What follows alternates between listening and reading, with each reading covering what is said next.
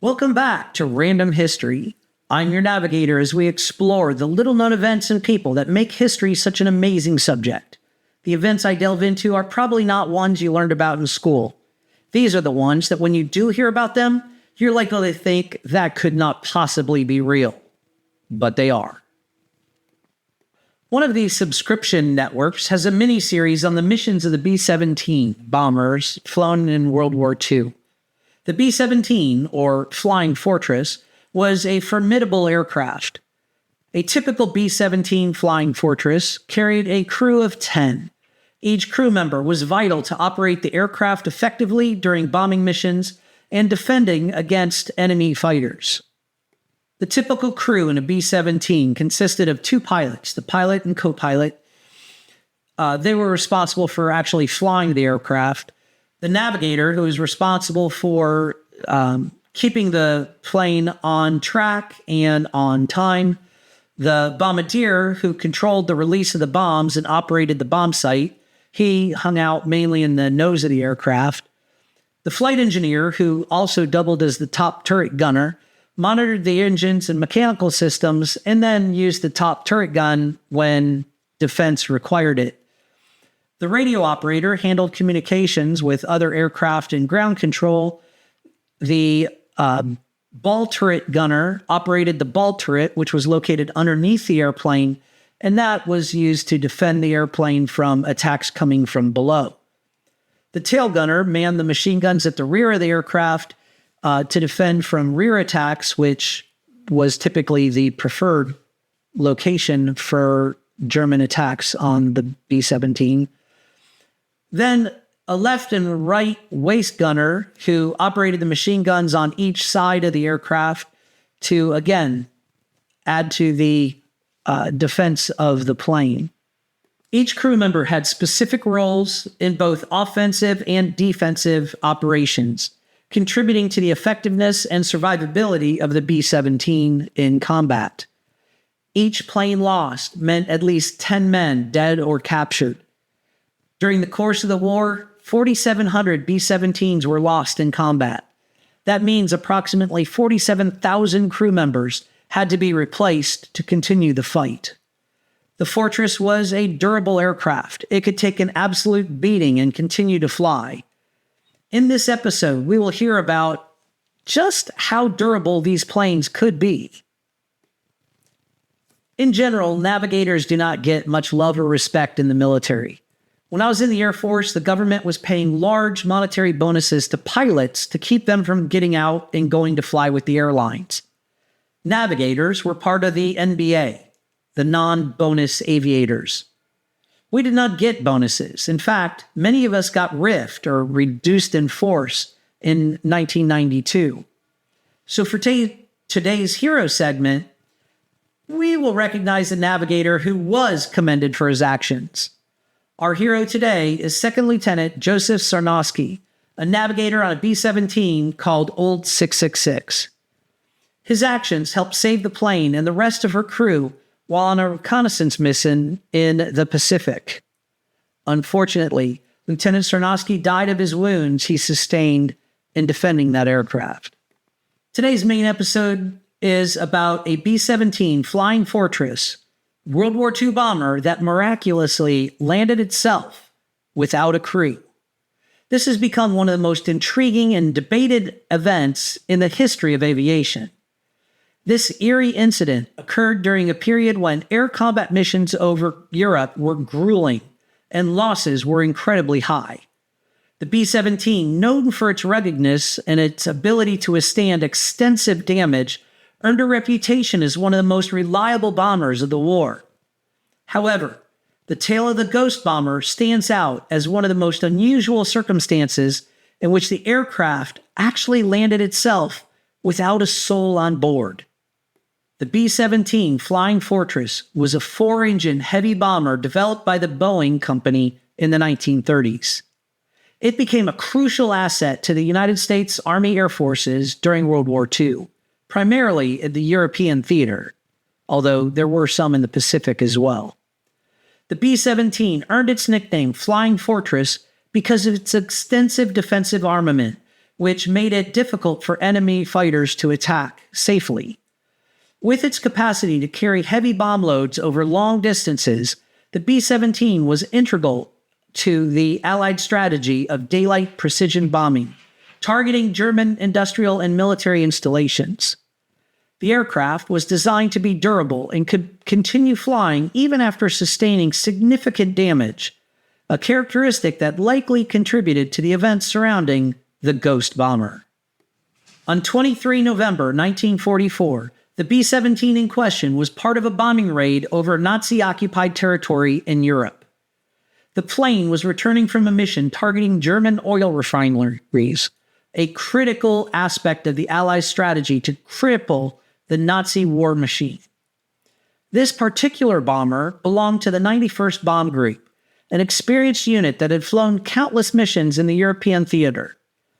As the mission progressed and the bomber formation returned to England, something bizarre happened to one of the aircraft.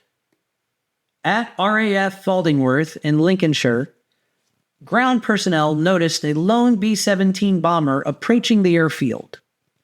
The aircraft appeared to be in distress, flying lower than usual and swaying slightly.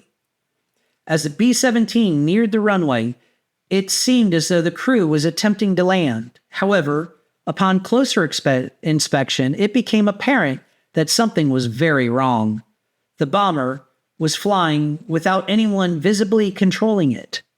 No radio communication came from the plane. No signals were received from its crew. Despite these oddities, the B-17 miraculously touched down on the airstrip.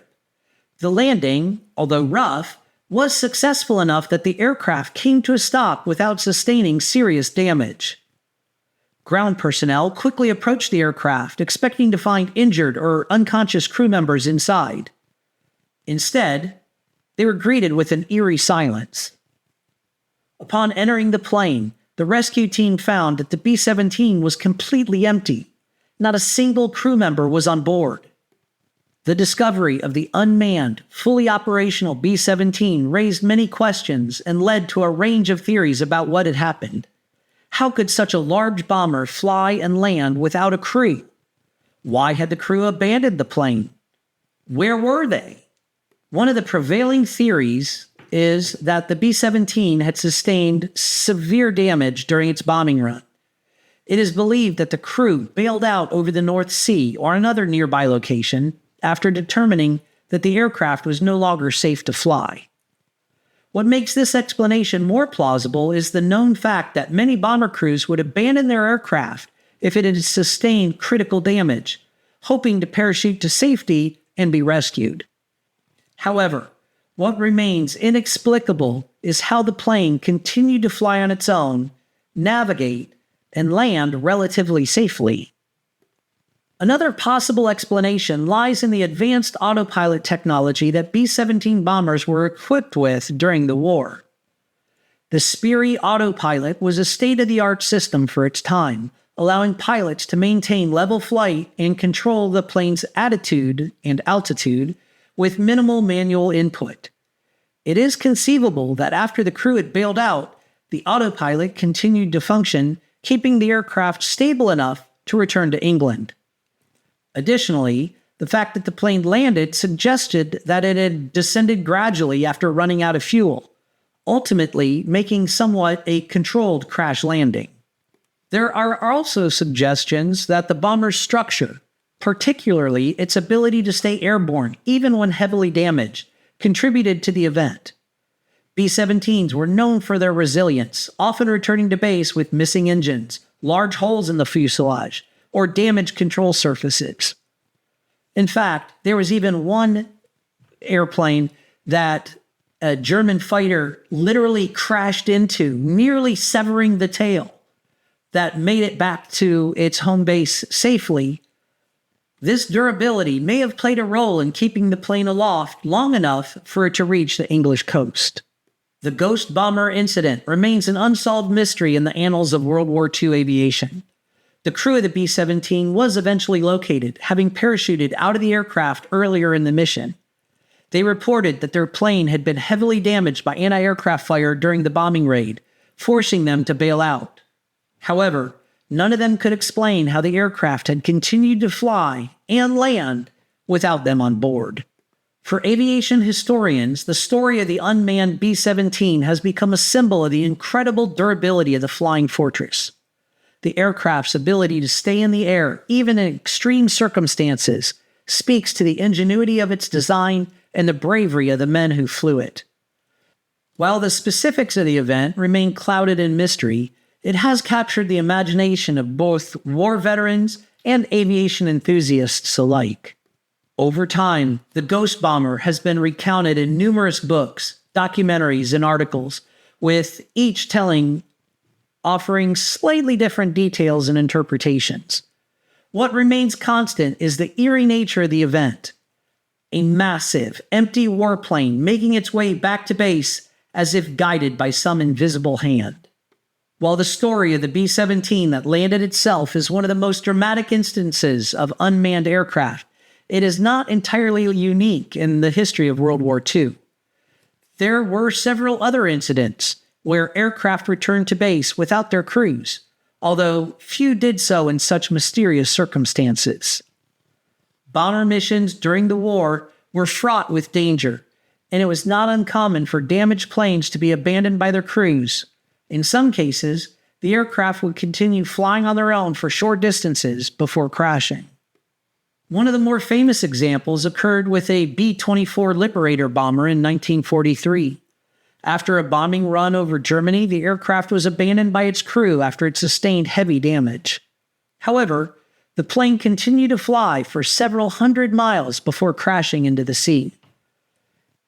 Incidents like these demonstrate the complexity and unpredictability of aerial warfare, where the line between life and death is often razor thin. The story of the Ghost Bomber continues to fascinate historians and aviation enthusiasts alike. While many of the details about the event remain unclear, the incident serves as a testament to the extraordinary resilience of the B-17 Flying Fortress and the courage of the men who flew them.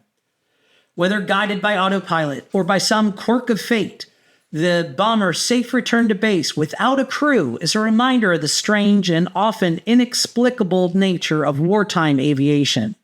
In the broader context of World War II, the Ghost Bomber incident is a small but significant piece of the larger narrative of Allied air operations over Europe. It underscores the inherent risks faced by bomber crews and the technological advances that made it possible for them to carry out their missions. As one of the most iconic aircraft of the war, the B-17's legendary status is only enhanced by stories like this one, where its toughness and tenacity seem almost supernatural. As I noted in the lead-in today, navigators are the Rodney Dangerfield of aviation. We get no respect. We flew the same missions on board the same aircraft, yet we are not the ones at the controls. I sometimes joke with one of my sons and one of my older brothers, both are or were Air Force pilots, that they could train monkeys to fly. My son always reminds me, "You were replaced by an electronic box." The art of navigation has been lost. Calculating your position using a compass and a watch and the stars truly was an art form. Now it's all done with hackable computers and satellites. Our true hero today demonstrates how essential navigators were, and frankly still are, to military aviation. Second Lieutenant Joseph Sarnosky was a navigator aboard a B-17 Flying Fortress in the Pacific Theater during World War II, whose exceptional bravery in combat earned him the United States' highest military honor, the Medal of Honor. Born in Simpson, Pennsylvania on 31 January 1915, Sarnosky grew up with a deep sense of duty and patriotism. His actions on 16 June 1943 during a reconnaissance mission over the Solomon Islands would forever immortalize him as one of the great heroes of World War II. Sarnosky was assigned to the 43rd Bombardment Group, 65th Bomb Squadron in the 5th Air Force, under the command of Major General George Kenyon. By mid-1943, Sarnosky had already proven his abilities in numerous combat missions, but the mission that would define his legacy took place when his B-17, known as Old 666, embarked on a dangerous solo reconnaissance flight. The mission's objective was to photograph Japanese installations on Buka Island in the Solomon Islands, an area heavily fortified and defended by Japanese fighters and anti-aircraft installations. During the mission, Old 666, piloted by J. Zemer, was intercepted by several Japanese fighters. The B-17 had already taken considerable damage from ground fire when a squadron of approximately 20 enemy fighters began their attack. As the navigator, Sarnosky's role was vital to ensuring the success of the reconnaissance mission by guiding the bomber to its target. However, with the aircraft under heavy fire, Sarnosky did not hesitate to take on an additional, more dangerous responsibility. As fighters swarmed the bomber, Sarnosky left his navigator station and manned one of the forward machine guns. Despite having no formal training as a gunner, he fought off repeated attacks with exceptional determination, successfully shooting down at least 2 enemy planes. During the intense engagement, he sustained serious wounds from shrapnel and gunfire, but he refused to abandon his post. Even after he being gravely injured, Sarnosky continued to fire at the enemy until the attackers were finally driven away. Although mortally wounded, Sarnosky's courageous efforts helped protect the crew of Old 666 and allowed the bomber to successfully complete its mission. His valor ensured the aircraft could return to base with critical reconnaissance photographs, providing valuable intelligence for future Allied operations in the Pacific. Tragically, Sarnosky succumbed to his wounds shortly after the Japanese fighters disengaged, dying in the plane he had fought so fiercely to defend. For his extraordinary heroism in combat, Second Lieutenant Joseph Sarnosky was posthumously awarded the Medal of Honor on 17 December 1943. His citation reads in part, "Though mortally wounded early in the action, Sarnosky refused to leave his gun and with superhuman effort and grim determination fought on until the attackers were driven off. He died at his post of duty." Sarnosky's selflessness and bravery serve as a powerful example to the highest ideals of service, sacrifice, and duty. His actions not only saved his crew, but also contributed to the larger Allied war effort in the Pacific. Sarnosky's legacy continues to inspire generations of airmen and soldiers. Today, his memory is honored with various tributes, including the Sarnosky Medal of Honor Memorial in his hometown of Simpson, Pennsylvania. His incredible courage and sacrifice during one of the war's most dangerous missions reminds us of the personal bravery displayed by so many during World War II. As I have said in several of my previous episodes, these are the world's true heroes. The men and women who are willing to sacrifice everything for the protection of our way of life, for the protection of their comrades. Anyway, this brings us to the end of another episode. As always, I hope you enjoy listening and really hope you come back and listen to future episodes. If you'd like to view the transcript or sources for this episode, click on the link in the description. You can also make suggestions for future topics by clicking that same link or by shooting us an email. Until next time, make some history of your own. Navigator out.